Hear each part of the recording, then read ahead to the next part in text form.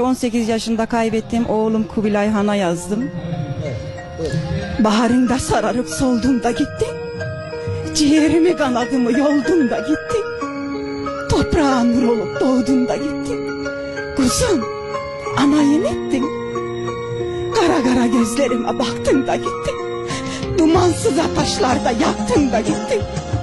Yüreğime kurşunu çaktın da gitti.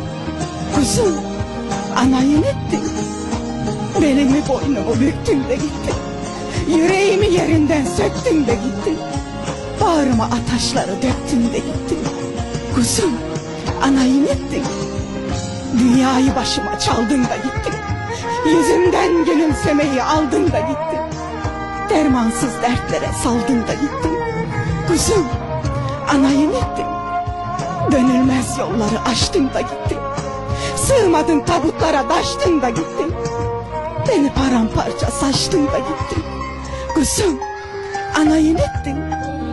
Ak kefeni kara göze bürüdün gittin. Beni ciğerimden sürüdün gittin.